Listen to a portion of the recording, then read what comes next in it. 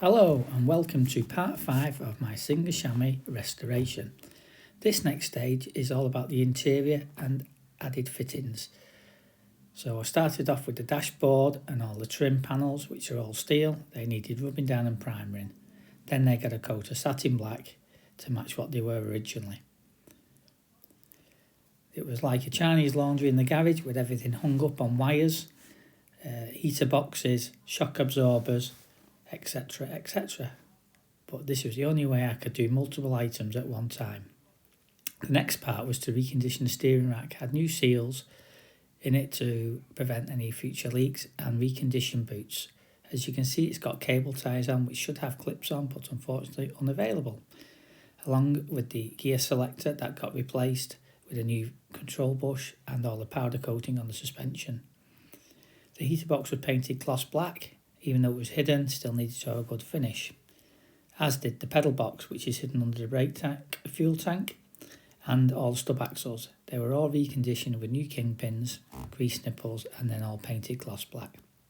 As you can see, there's a pedal box hung up when the front shock absorber is ready for paint.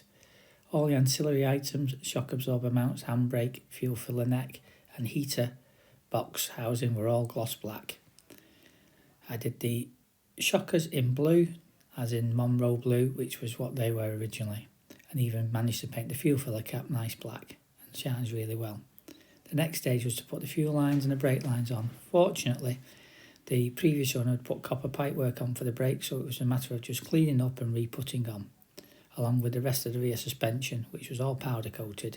I bought a kit from the club for a bolt pack to re-bolt all new bolts on, so I knew everything was as per standard. This was a stage where the shock absorbers and the springs went on, and the drive shafts and the new hubs, bearings, etc. Gear selector was then fitted and made sure everything operated okay without any stiffness. The trial fit the drum, and then I managed to put all new brake shoes on, wheel cylinders, even painted the springs red to give some contrasting colour. New front springs on the front. The old mountings re-cleaned up and put back on, and braided hoses to future-proof the braking system. The next stage was to start to put the dash in and the wiring. Not my favourite job, but has to be done. Retaped all the rear loom, put a new slave cylinder on for the clutch, and also managed to clean up the existing wiper motor, which was date stamped correctly. The wiring was a bit of a mess behind the dash, but once cleaned up, it was quite simple. The instrument pod was all stripped down and painted back in black satin, along with the speedo, which I put back to zero so I knew where I started from the restoration, and then reassembled it. Managed to get a copy of some genuine stickers for the dash, showing where the headlamps, indicators and etc. are. The next stage was putting the trim on the external. Singer Sport badges, chrome trims across the boot lid, round down the side of the vehicle. Then came the lights. Particularly impressed with this area because this was the first part I restored with the corrosion. This being an early car has a different type of bonnet catch, 2 wires as opposed to a bar. The next stage was to fabricate a stainless steel bracket for the servo, and then I swiftly moved on to doing the interior trim. Not my favourite job, never done it before. Watched some YouTube videos, laminated them, put them in a vacuum bag on the kitchen table and left them to cure for a couple of days. Once they were cured, I then dyed them to a darker colour and then lacquered them. This seemed to take forever because I had to wait for the lacquer to dry, then rub it flat as it soaked into the grain, then redo it again and again and again. But in the end, after a lot of hard work, I got the results I wanted. Lovely shiny timber with all the grain matching. As you'll see, it looks a different colour, but it's just the way the camera is. But once it's in the car, you see all the grooves of the timber all matching, which is what I wanted and made it look more original. Another job I had done is the headlining. I had a local trimmer make it for me and I fitted it myself.